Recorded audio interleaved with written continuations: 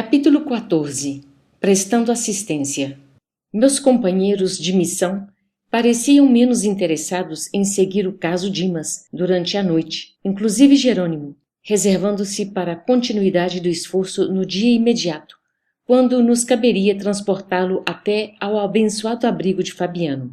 Não se verificava o mesmo quanto a mim. Desembaraçando-me dos laços físicos noutro tempo, não consegui efetuar observações educativas para o meu acervo de conhecimentos. O choque sensorial no transe, para minha personalidade ainda desatenta ante as questões do espírito eterno, impedira-me a análise minuciosa do assunto. Agora, porém, a oportunidade poderia fazer mais luz em minha alma quanto à posição dos recém-desencarnados antes da inumação do envoltório grosseiro. Expondo ao assistente o meu propósito de aprender, recebi dele a mais ampla permissão. Poderia visitar a residência de Dimas à vontade, lá permanecendo durante as horas que desejasse. A aquiescência de Jerônimo enchia-me de prazer, não só pela ocasião de enriquecer-me na esfera prática, mas também porque o fato em si era bastante expressivo. Pela primeira vez, um companheiro de trabalho com autoridade suficiente concordava com meu desejo de humílimo operário. O consentimento, portanto, representava preciosa conquista. Constituía a liberdade instrutiva, com a responsabilidade de minha consciência e a confiança de meus superiores hierárquicos.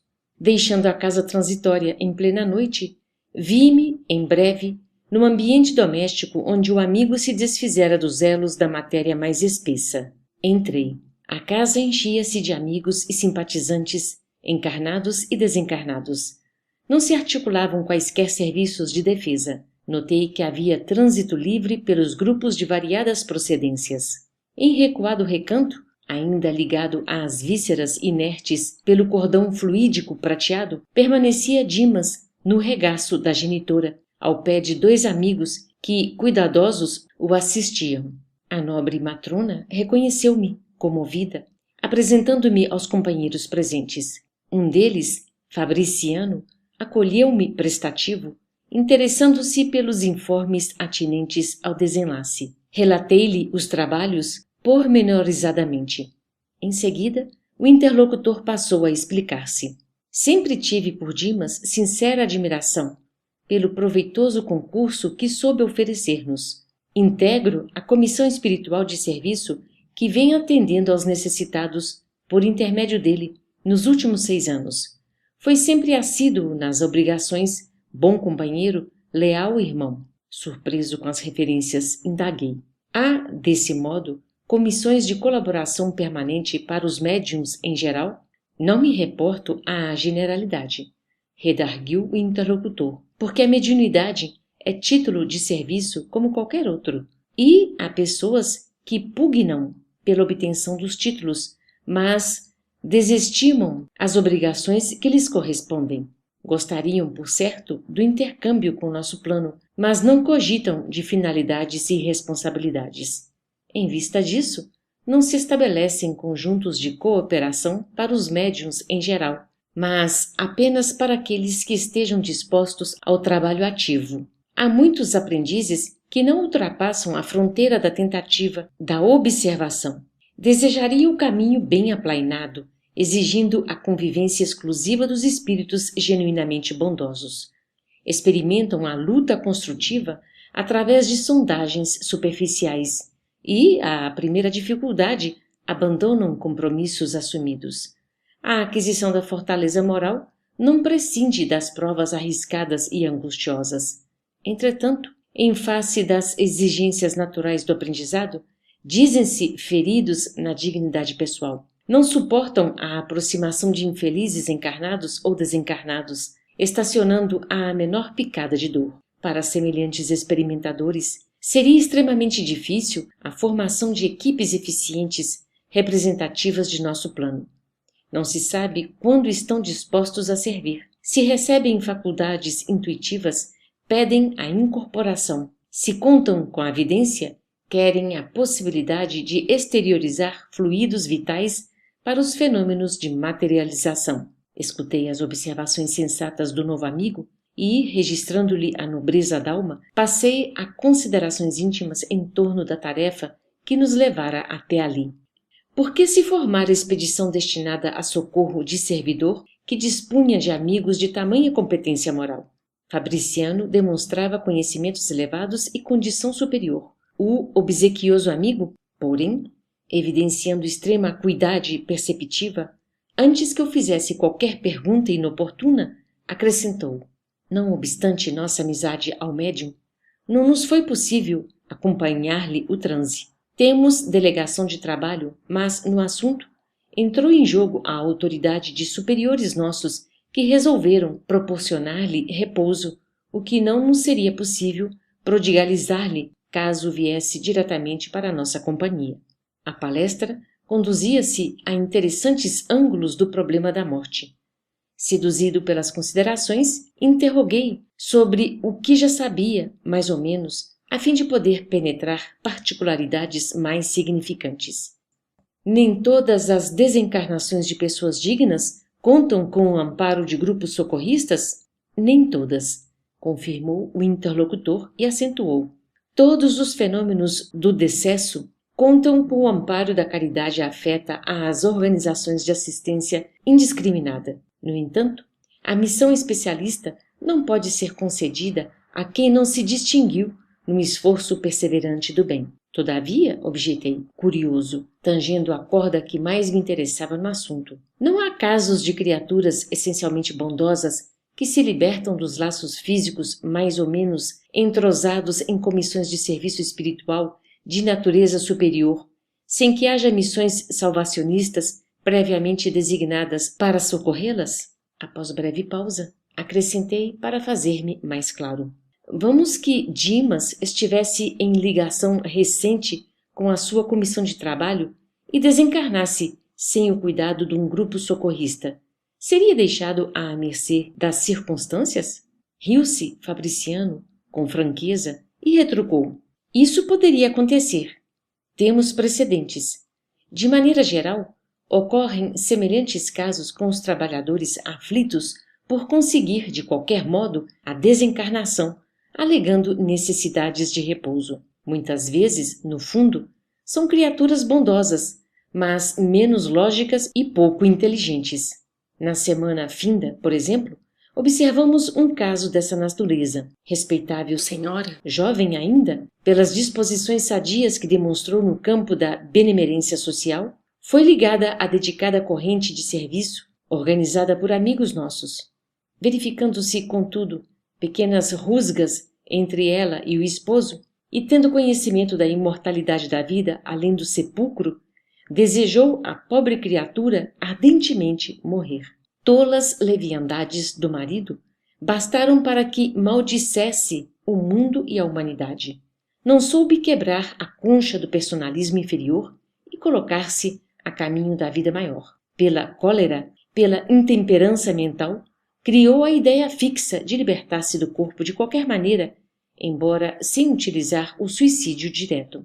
Conhecia os amigos espirituais a que se havia unido, mas, longe de assimilar-lhes ajuizadamente os conselhos, repelia-lhes as advertências fraternas para aceitar tão somente as palavras de consolação que lhe eram agradáveis, dentre as admoestações salutares que lhe endereçavam. E tanto pediu a morte, insistindo por ela, entre a mágoa e a irritação persistentes, que veio a desencarnar em manifestação de icterícia complicada com simples surto gripal.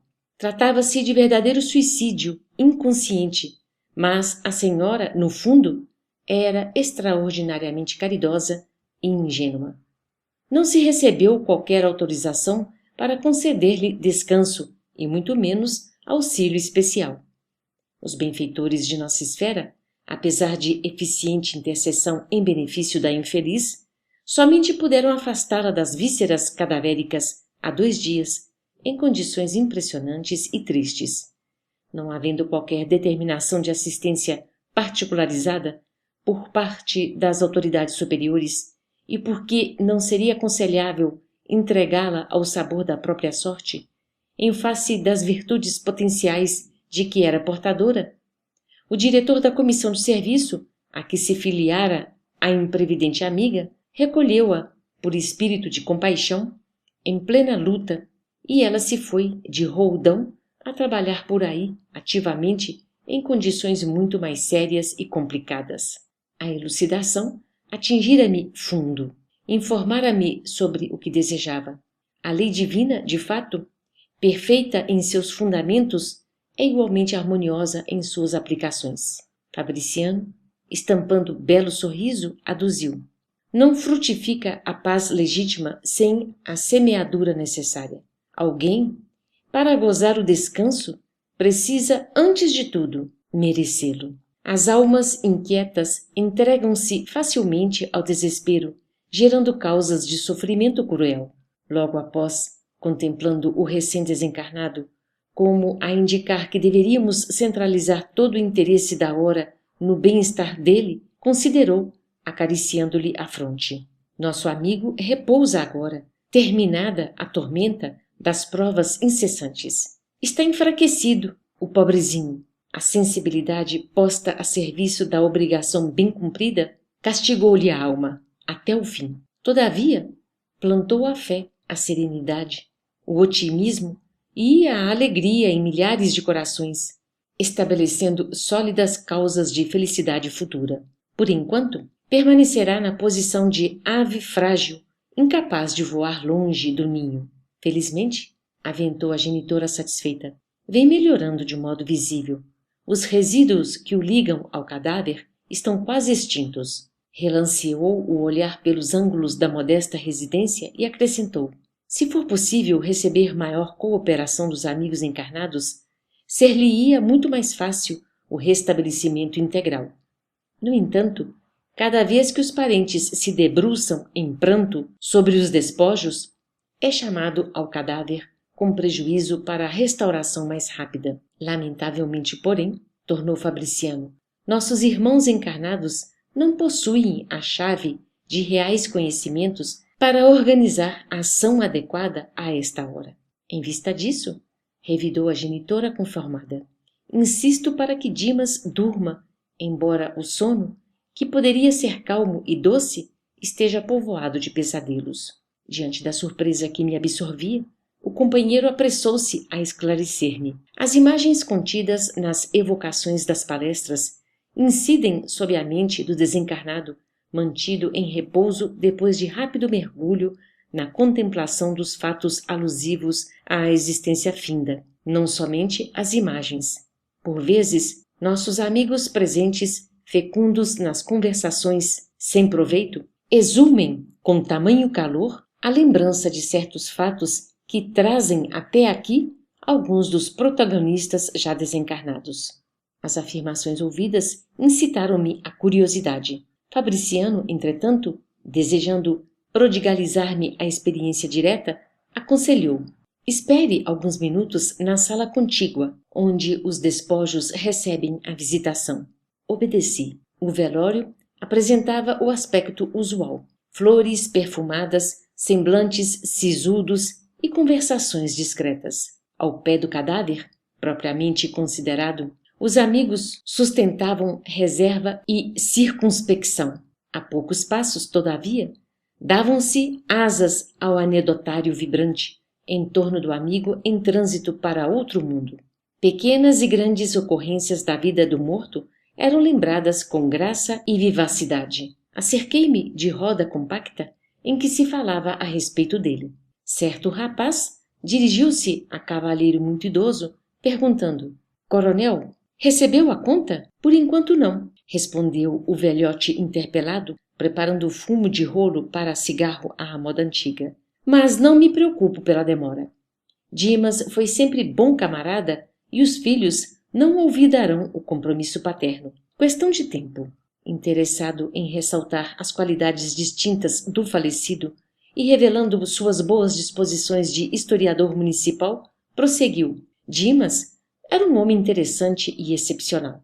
Sempre lhe invejei a serenidade. Em matéria de prudência, raras pessoas conheci semelhantes a ele. É verdade que nunca me dei a estudos espiritistas, mas confesso que, ao lhe observar, a maneira de proceder, sempre desejei conhecer a doutrina que lhe formava o caráter. Até aí, tudo muito bem. Embora a invocação dos débitos do morto, o credor apenas pronunciava palavras de estímulo e paz. Todavia, no estado atual da educação humana, é muito difícil alimentar, por mais de 5 minutos, conversação digna e cristalina numa assembleia superior a 3 criaturas encarnadas. O comentarista modificou o diapasão de voz, olhou na direção do cadáver e observou, em tom confidencial: poucos homens foram de boca segura como este. Conheci Dimas faz muitos anos e estou certo de que foi testemunha ocular de pavoroso crime que nunca se desvendou para os juízes da terra. Após ligeira pausa, acendeu o cigarro e perguntou, reaguçando a curiosidade dos ouvintes: nunca souberam? Os presentes mostraram silenciosa negativa. Vai para 30 anos, continuou o narrador. Dimas residia ao lado de nobre família que guardava consigo valiosos patrimônios da coletividade relativamente à orientação pública. Desse agrupamento doméstico, superiormente conceituado na apreciação geral, emanavam ordens e benefícios da mais elevada expressão para o bem-estar de todos. Como não ignoram, há 3 decênios, a vida no interior ainda conservava expressiva herança do Brasil imperial. A economia centralizada mantinha a Casa Grande, simbólica, onde se traçavam roteiros para o serviço popular. Situado na vizinhança de residência feudal como essa, nosso amigo levava a existência humilde de trabalhador, organizando o futuro de homem de bem. O cavalheiro, insciente dos problemas do espírito, enunciou nomes, relacionou datas e lembrou brejeiramente certos pormenores, prosseguindo com maliciosa jocosidade. Certa noite, pela madrugada, conhecido chefe político saía do palacete residencial pelos fundos, acompanhado de uma senhora que aparentava excessiva despreocupação consigo mesma ao despedir-se com intempestiva manifestação de afeto. Terminado o estranho adeus, e vendo-se sozinho, o Dom Juan deu alguns passos para a retirada, espiou, cauteloso, em torno e ia continuar a marcha quando reparou que alguém lhe observara a intimidade com a esposa de respeitável amigo. Era modestíssimo operário, que talvez estivesse ali por força de circunstâncias inapreciáveis. O político alcançou-o de um salto. Homem de compleição robusta e paixões violentas, aproximou-se do espectador inesperado e interpelou-o brutalmente, ao que o mísero respondeu humilde: doutor, não estou espreitando, juro-lhe, pois morrerá de qualquer modo, adiantou o atlético agressor em voz sumida de cólera. Agarrou-o pelo paletó e acentuou, de dentes cerrados: vermes que perturbam devem morrer. Não me mate, doutor, não me mate, rogou o infeliz. Tenho mulher e filhos, saberei respeitá-lo. Não valeu à vítima dobrar-se de joelhos na súplica, porque o homem terrível, cego de fúria, tomou a arma e desfechou-lhe certeiro tiro no coração, afastando-se precípite. Dimas, tendo observado os fatos a curta distância, gritou, fazendo-se ouvir pelo assassino, que o reconheceu pelas exclamações. Em seguida, correu no sentido de amparar o ferido, que, entretanto, nem chegou a gemer. Tendo-se aproximado do assassinado, quando outras pessoas em roupas brancas acorriam igualmente à pressa para verificar o ocorrido, manteve-se a cavaleiro de qualquer atitude suspeitosa. No entanto, chamado a esclarecimento pelas autoridades, ele, que tudo sabia, nada revelou. Protegeu o morto nos funerais, dispensou-lhe extremos cuidados extensivos à família, portou-se como cristão fiel, esquivando-se, contudo, ao fornecimento de quaisquer indícios para que o criminoso fosse capturado, alegando desconhecer qualquer minúcia dos fatos que deram motivo ao acontecimento. E o caso policial foi encerrado, na suposição de latrocínio. A única testemunha, que era ele, considerava preferível o silêncio ao escândalo que traria enormes dissidências domésticas e sociais. O narrador fixava os despojos e acentuava: boca segura. Não conheci homem mais discreto. Certo ouvinte indagou brejeiro: mas, coronel, como veio a saber das particularidades se Dimas não chegou a denunciar? O interpelado fez um gesto de franca satisfação e acrescentou: vantagem da boa amizade com os sacerdotes. Meu velho amigo, o padre F., que Deus guarde, contou-me o fato sumamente impressionado. Ouviu o assassino em confissão antes da morte dele e obteve todos os pormenores da obscura ocorrência. O homicida, cuidadoso na exposição das faltas, não se esqueceu de nomear Dimas ao vigário como exclusiva testemunha do pecado mortal cometido. O padre, contudo, excelente amigo, cheio de experiência do mundo, não trouxe o caso a público. As pessoas envolvidas no drama deixaram descendência distinta e seria crueldade rememorar acontecimento tão triste. O narrador estampou curiosa expressão no rosto e rematou, apagando o cigarro. Tudo passa. Morreram a vítima, a adúltera, o assassino, o confessor e agora a testemunha. Certo, haverá lugar fora deste mundo para fazer-se a justiça. Nesse momento, horrível figura, seguida de outras, não menos monstruosas, surgiu de inesperado. Acercando-se do leviano comentador, ouviu-lhe ainda as últimas palavras, sacudiu-o e gritou: sou eu o assassino? Que quer você de mim? Por que me chama? É juiz? O narrador não enxergara o que ouvia, mas seu corpo foi atingido por involuntário estremeção, que arrancou abafado riso dos presentes. Logo após, o homicida desencarnado, atraído talvez pelo cheiro forte das flores reunidas na essa improvisada, teve a perfeita noção do velório. Abalou-se, precipitado, pondo-se na contemplação do morto. Reconheceu-o?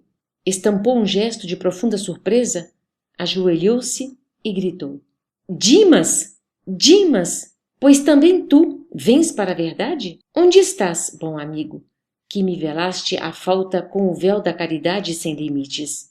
Socorre-me! Estou desesperado. Onde encontrarei minha vítima para suplicar o perdão de que necessito? Ajuda-me ainda.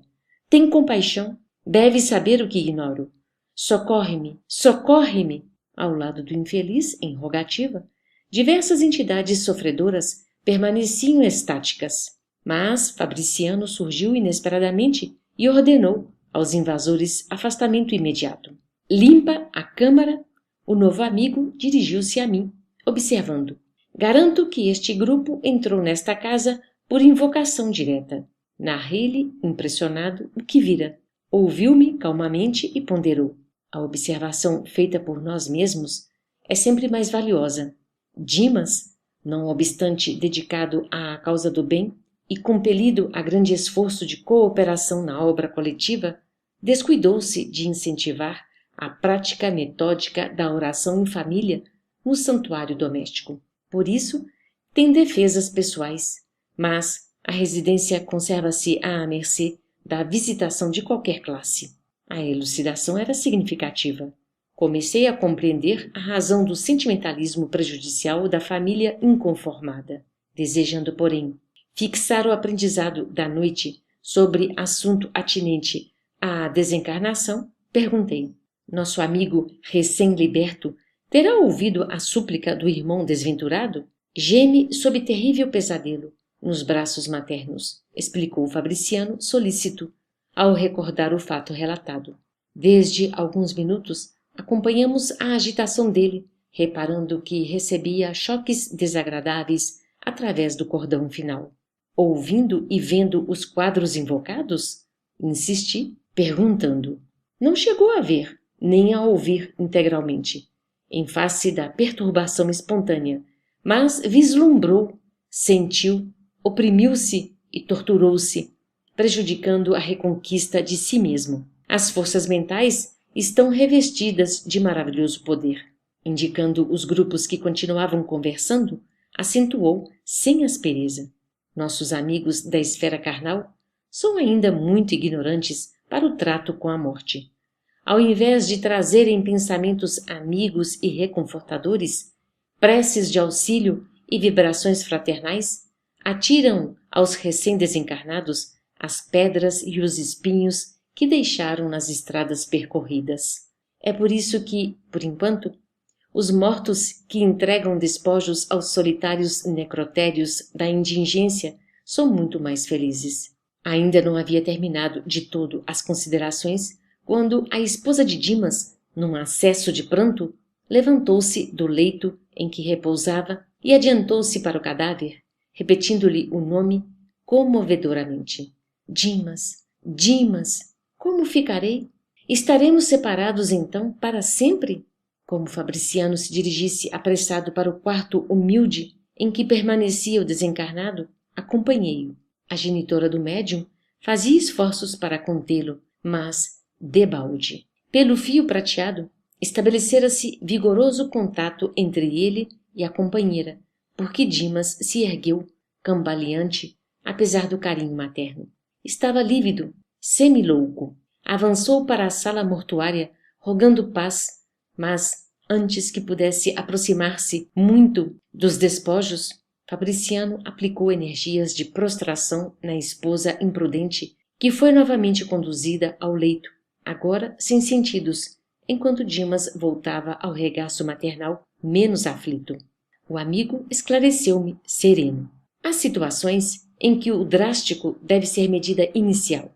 Nosso irmão muito fez pela harmonia dos outros durante a existência e merece libertação pacífica. Sinto-me, pois, no dever de garanti-lo para que se desembarace dos últimos resíduos que ainda o inclinam à matéria densa. Outros amigos e afeiçoados do médium chegaram ao ambiente doméstico interessados em ajudá-lo e, como a noite ia muito alta, despedi-me dos companheiros, pondo-me de regresso ao acolhedor asilo de Fabiano. No outro dia, ao me avistar, disse-me o assistente Jerônimo após a saudação inicial: espero, André, que o velório lhe tenha trazido úteis e instrutivos ensinamentos. Sim, o estimado assistente falava com muita propriedade e razão. Eu aprendera muito durante a noite. Aprendera que as câmaras mortuárias não devem ser pontos de referência à vida social, mas recintos consagrados à oração e ao silêncio.